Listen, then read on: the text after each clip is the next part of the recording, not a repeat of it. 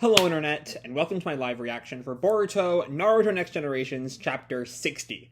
When we last left our heroes, we had a bit of a hospital meeting with Kawaki, Amado, and Sumire, where Amado kind of floated the idea that maybe Kawaki should get a karma again, which Kawaki was very not a fan of. But Amado kind of explained that since Ishiki is definitively dead, his soul is no longer on this plane. Whatever exactly that means in Naruto has never entirely been clear.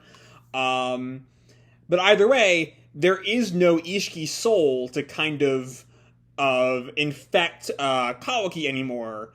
But he still has that Otsutsuki DNA, which could allow him to tap into some Otsutsuki powers if he has a karma again. Kawaki kind of leaves angry, but we see he's thinking about it. He snaps at Shikadai on the way home, who kind of tells him, there are rumors about you, but this is your home. You have to act like you belong here.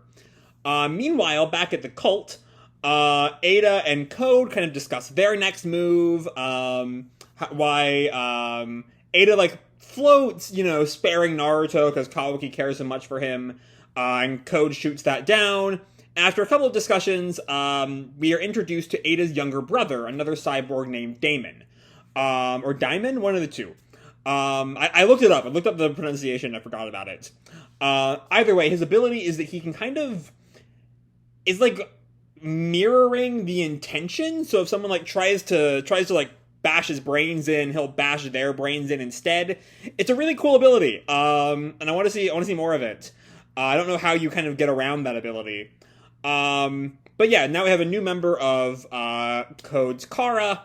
And then, back in the Leaf Village, Sumire finally confronts Amado with her suspicions that have kind of been growing ever since the end of the Ishiki fight. So yeah, a lot of things going on. And let's jump right on into Chapter 60, A Place to Belong. Our picture here is of Damon. And then we have the logo behind him, which is really, really interesting. You've never really seen that logo before. It's Diamond. I just kind of did a quick wiki search. It's Diamond, not Damon. Anyway, normally it's got that kind of screw pattern in the background. It's sort of purple and yellow, but this is orange bubble letters. It's kind of, I don't know why it's like that. And paired with the kind of cotton candy color scheme of Diamond's hair, it's all just sort of weird. But anyway, we open on someone examining Code's claw abilities. They're claw marks, kind of marker to a designated location, an ability unique to Code apparently. According to Amado, he can instantaneously travel from mark to mark. Consider it similar to Lord Forth's flying Raijin. There's a blast from the past. I did recently kind of rewatch part of Late Shippuden, between the two really bad filler arcs, Late Shippuden. And so I do kind of have the flying Raijin on the brain a little bit. Anyway, Shikamaru and Sai. And Shikamaru continues, so no space-time ninjutsu, but as long as he's left claw marks, he can always return to a place he's been before. That's how he's getting to where Ten Tails is, too. That would make sense. Yeah, he doesn't have the Rinnegan or any kind of Otsutsuki ability that would allow him to teleport. But if Ishiki took him there, he could leave a claw mark and he can get there whenever he wants. And Sai turns to Shikamaru. None have been found inside the village so far, but there are 4 spots near the outer wall. It's unclear how long they've been there. Oh, that's kind of bad. That's he could attack at any moment. As Sai says, he could show up at any moment. We've got teams of 3 watching each location, plus others searching for more marks. And then Shikamaru kind of offers a counter theory. Or all 4 are bluffs. Decoys to get us riled up. And spread ourselves too thin. And then we have another person who might be Ibiki. It's been a while since we've seen Ibiki. Let me do a quick wiki search if I can. See if the scars quite match up. No, Ibiki he's got 2 kind of diagonals here, whereas this Ibiki just has a kind of curved thing, not quite a diagonal, and then he also has what looks like the Iruka scar on his nose. So that doesn't look like Ibiki. Unless, um, yeah, that is, looking at the wiki real fast, there was a quick summary of this scene right here. So yeah, maybe that is Ibiki. I guess it's just maybe a continuity blip or something. I don't know. I'm gonna focus more on the chapter, because we're 5 minutes in and we're on page 3. I realize. Anyway, other villages are also reporting multiple claw marks, but no actual sighting of Code himself. Either way, it is nice to see Ibiki again, as I don't think he's really shown up in the manga at all since, I think, the Chunin exams. I think he had one filler episode in Boruto, a couple filler episodes here and there in Naruto, but I don't think he's done anything in the manga since the 10th question. Either way, Shikamaru is kind of angry. Damn it! I can't believe it's taking this much effort by all 5 villages for this one guy. And Sai tells him, we seized and interrogated a bunch of Kara outers, but no yield there either. They're all foot soldiers. They don't know anything important. And Shikamaru turns to him, seems the claw marks are our only avenue of pursuit. So that also, like, there's kind of a bit of a question of how the outers, are the outers aware of any changes in Kara's structure? How familiar is your average outer with kind of the Kara inner workings? I'm not entirely sure on that front. Either way, Sai kind of picks up, and continuing to monitor Naruto, Boruto, Sasuke, Amado, and Kawaki as probable targets. He has unfinished business with them. He'll likely seize the first opportunity to show up. And Shikamaru kind of sighs, yeesh. I wish Code would just stay holed up with Ten Tails. I mean, I'm not sure you really want that, but I guess it's better than nothing. We see, though, that they've been on the rooftop of the Hokage Manor this whole time. And Kawaki is sitting on one of Naruto's hair spikes on the Hokage Mountain, looking down on them. As he sort of watches, maybe still thinking a little bit about what Amado said? I don't know. He also notices a couple of shinobi sort of watching him.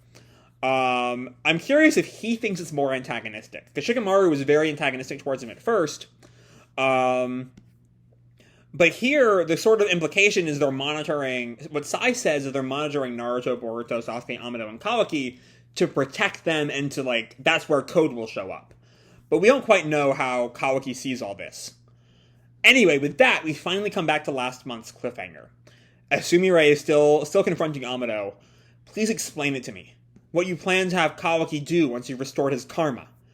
And Amado is just looking away, silent for a sec. And Amado kind of blows some smoke.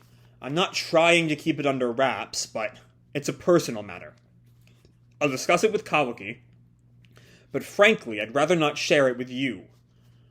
That's not as threatening as what I kind of read off him last month, and what Sumire's been reading off him for several months now.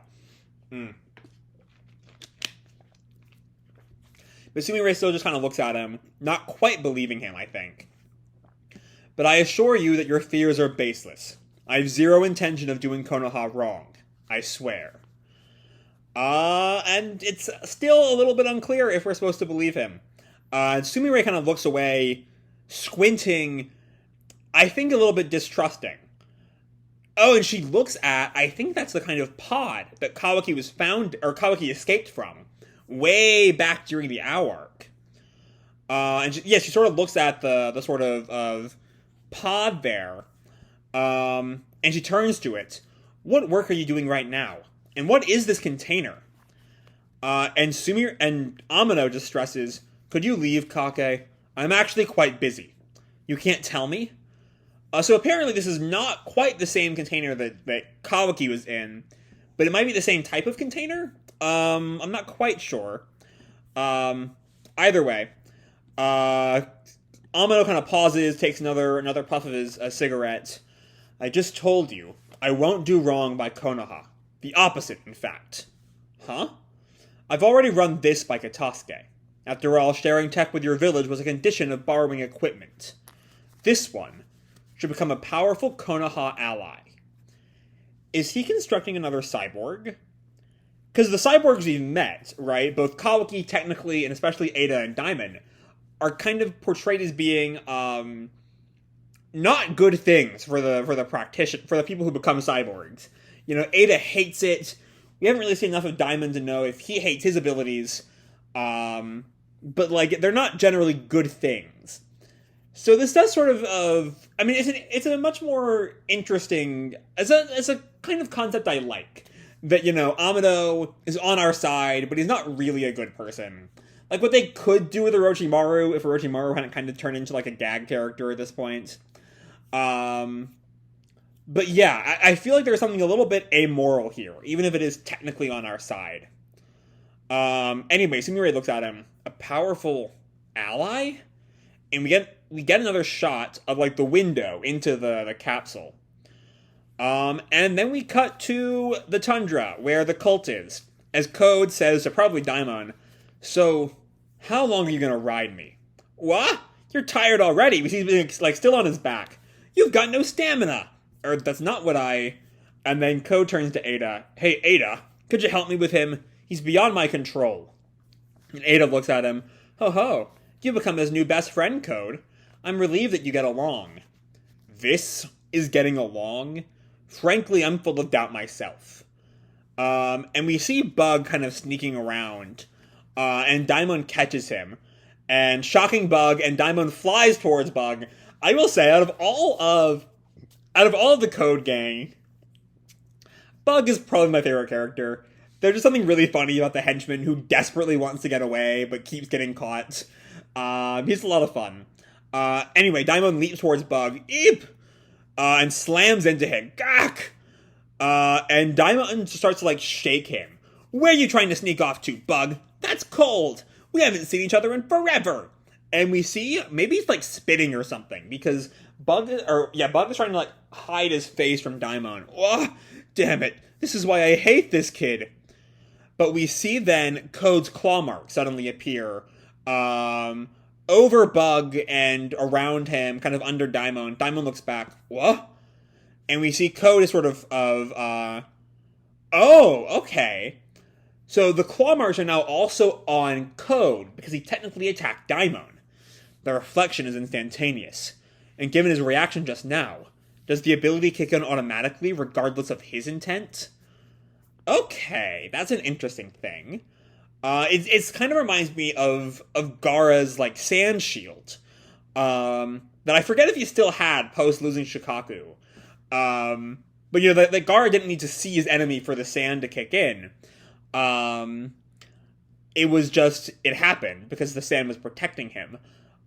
Same thing seems to be happening to Daimon. Though without the kind of spiritual sand is protecting you stuff, it's more sci-fi. Which is kind of true of all of Boruto, of course. Anyway. And interestingly enough, actually, we see the claw marks again, and it's not that the claw marks are there and then they're also put onto Code. Is that they disappear around Daimon, and that's when they show up on Code. Interesting. Which would fit with what we've seen of his power so far. Eida just sort of watches silently, though, as Daimon snaps back. "Hey, Code, what the heck?" And then we see Code sort of use his powers to, like, have his hand emerge from one of the claws. "This is my ability. I can move freely between claw marks." I thought it'd be quicker to show you than explain. He kind of grabs Bug, and drags Bug through the claw mark, bringing him back towards where Code is. Whoa. And Eida just kind of looks at him as Code explains, "Well, it only allows me to go back and forth at will. I can bring others to me if it's one at a time." And Daimon kind of grins. "Cool." And Bug looks up at him. Thanks, Code. I owe you one." "No thanks needed. I was merely checking out his reflecting ability." And Daimon kind of grins. "That's neat. I like it." "Well, thank you. Mind explaining to me in a bit more detail how your ability works?" And Daimon kind of hesitates there. "Huh? Well, you see..." And then Eida tells him, "Daimon." And she kind of puts a finger up to her lips. "Shh. You shouldn't reveal your cards so readily, So that seems like she doesn't quite trust Code. Which is a more interesting thing about her than really most things we've learned so far.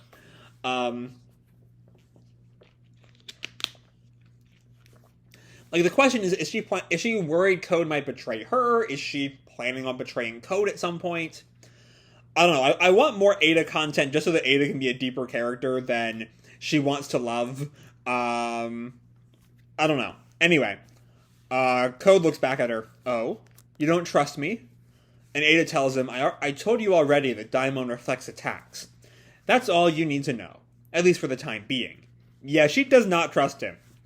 And Code looks at her. You really are a tough nut to crack.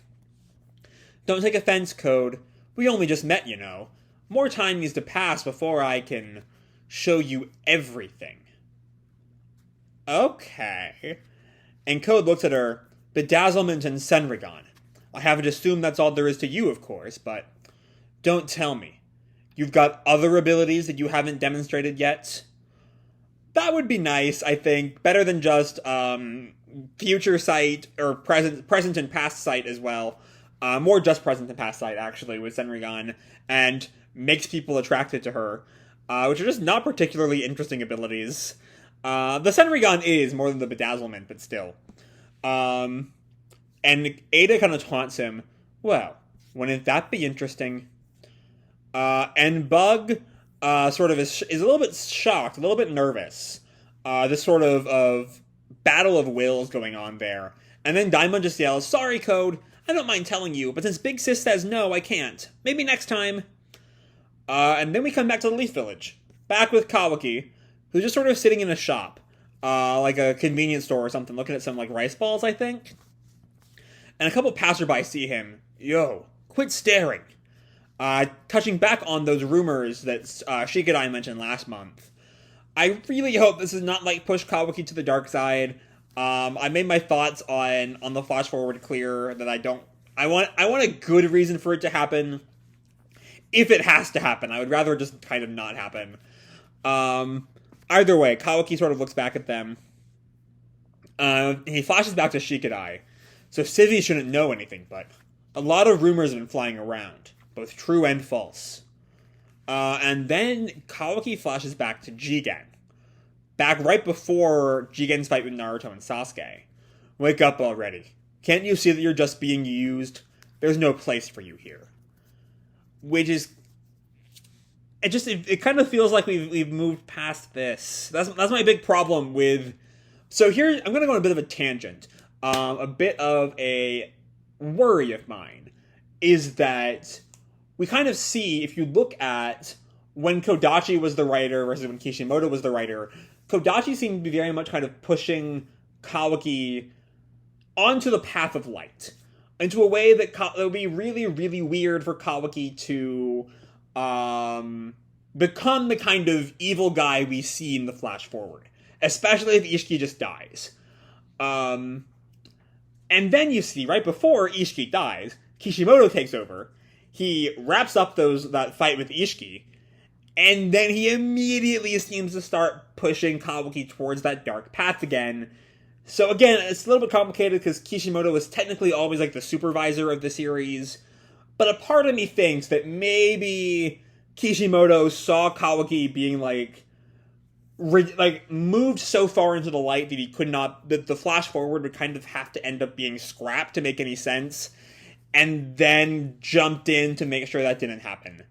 I could see that being what's going on. Again, it's all complete conjecture. I could be talking out of my ass right now, but it is sort of a potential way I see things. Anyway, we then come back to the Uzumaki household, as Boruto kind of sits up. Hup. And he's chomping on something.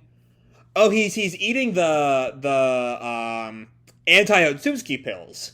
And he looks at it, 2 a day for a week now. But there's been no change, good or bad. Are they really working? And then Hinata walks in. Boruto, has Kawaki come home yet? I haven't seen him. You're right, he's late. And Hinata thinks, did something happen? He's never missed dinner before.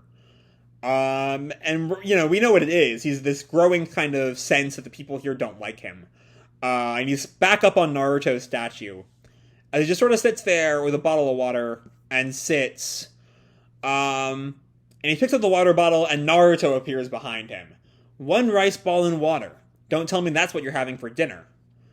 And Kawaki looks back at him and Naruto looks at him. I know Hinata's made dinner by now. What are you doing here?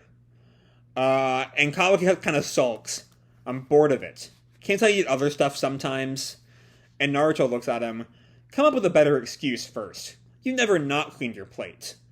And Kawaki kind of sulks, and we hear this woo sound effect over the village. Lord Seventh. I really like this spot. It's out of character for me, but I like the view from here. To gaze down upon this village you protect. See, here's the good Kawaki. Here's the Kawaki that's learned to love this village. Learned to love the Uzumakis, learned to love his life after a lifetime of abuse. But he continues, and I'm still nervous, but there ain't a place for me anywhere in this village.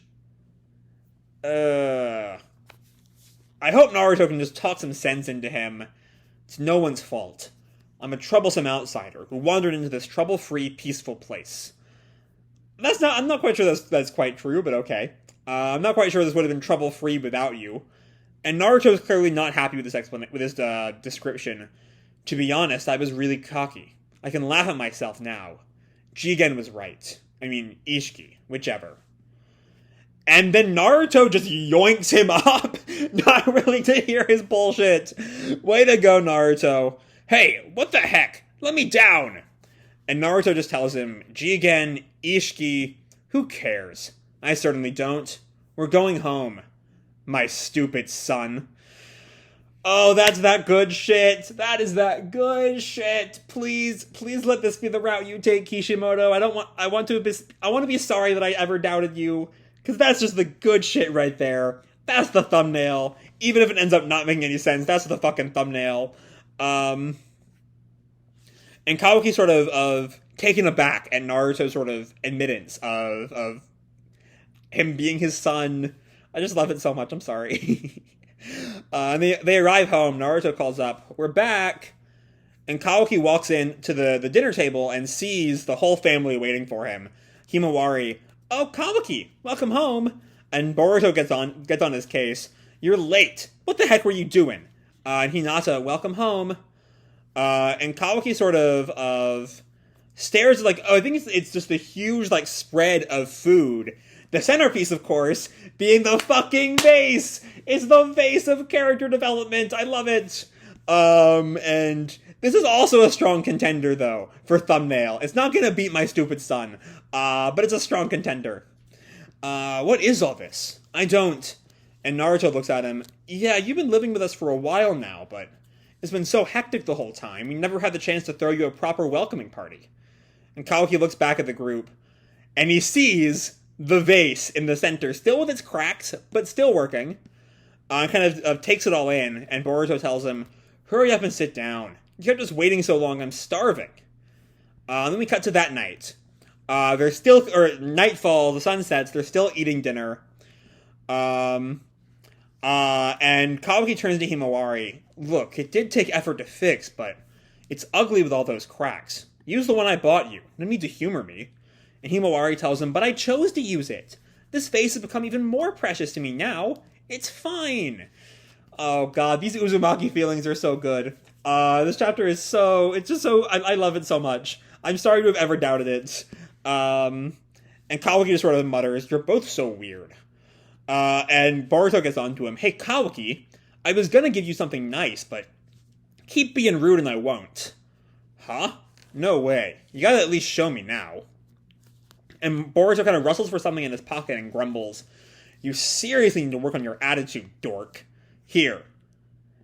And he places down a leaf headband. I don't think that's Boruto's headband. It might be like it's beat up enough. It might be like, did Naruto ever get like a replacement headband? I know we got a replacement like fabric during the time skip, but I don't think the headband was ever replaced.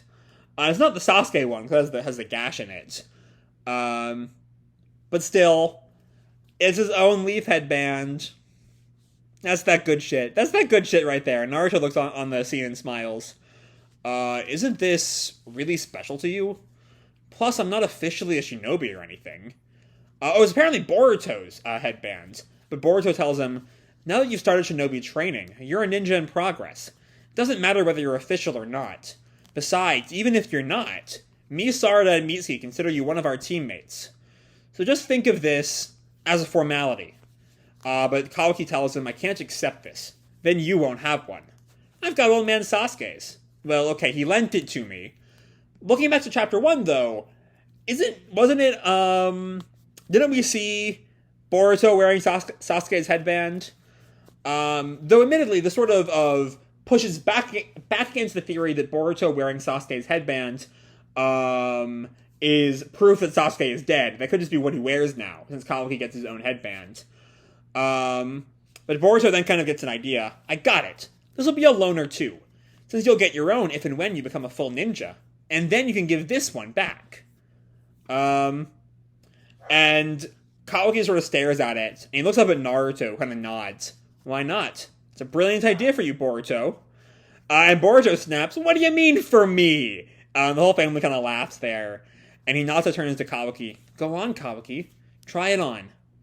And he kind of looks at her. And then we see him wearing the headband.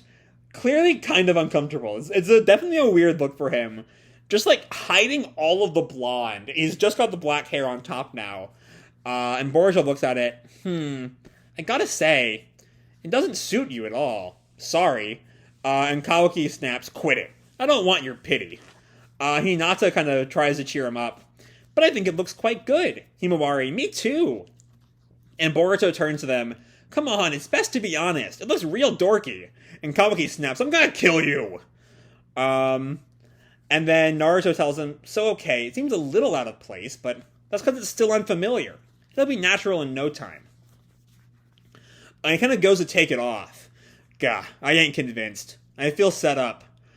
And Himawari turns to him, I know others who put it around their necks. Maybe try that style. And at that moment, it's important to note while he's taking it off, it's currently around his neck. And he just sits with it there, thinking about it. And Boruto tells him, I'm sure you'll grow into it, as you grow as a shinobi. And Kawaki, looks at him. And then we cut to some time later. Kawaki is sort of not quite undressed, but he's in, an undershirt and pants. Might just be his normal outfit without the coat, actually, now that I look at it.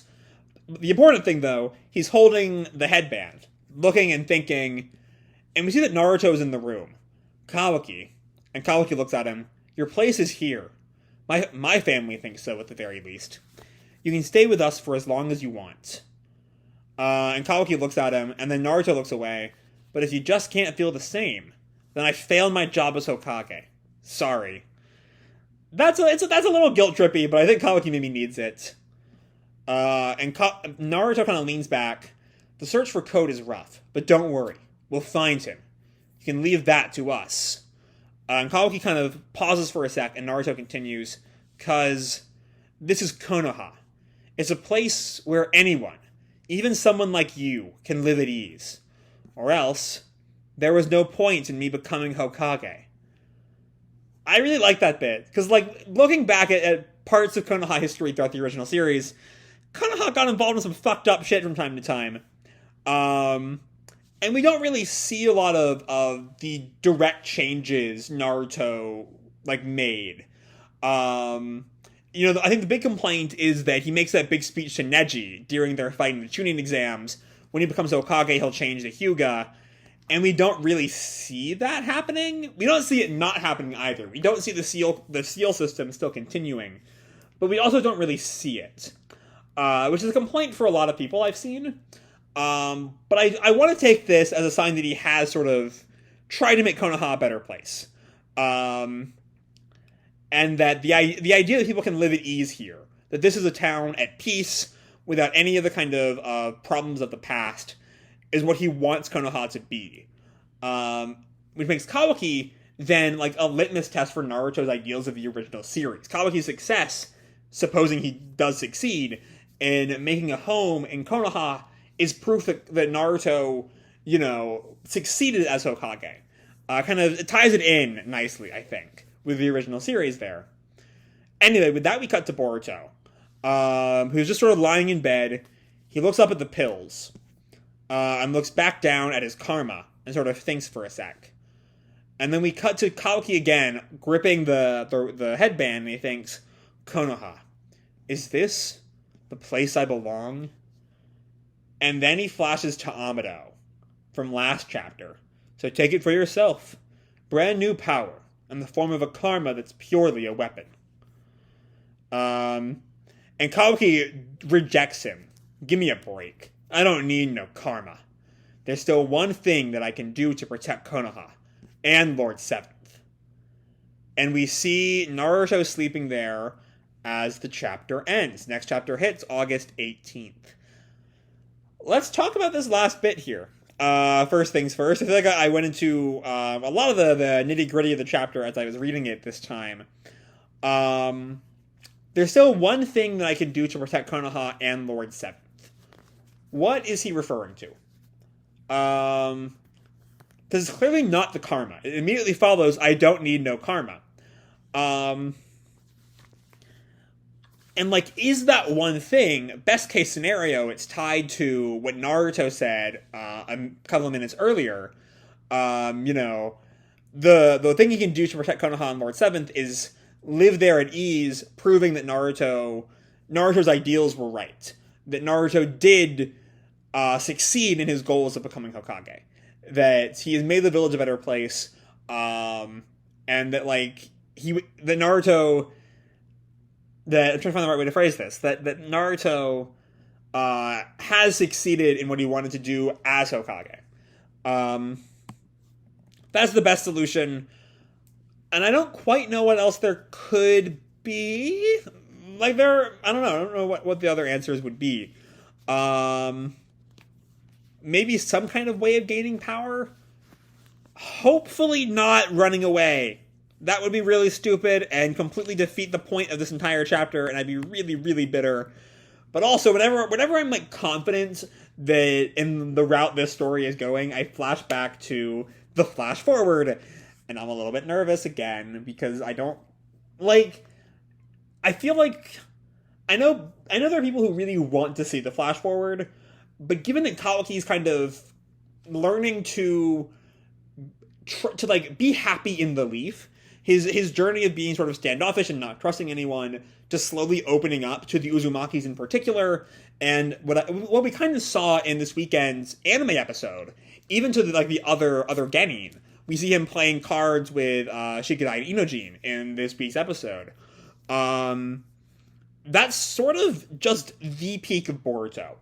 Maybe is one of my, from pure character standpoints, one of my favorite things this franchise has ever done. Kawaki's development is great, and that's why I'm so kind of, on edge when it comes to trashing all that, so we have that, fucking thing in the first chapter. Sorry, that was my medicine alarm.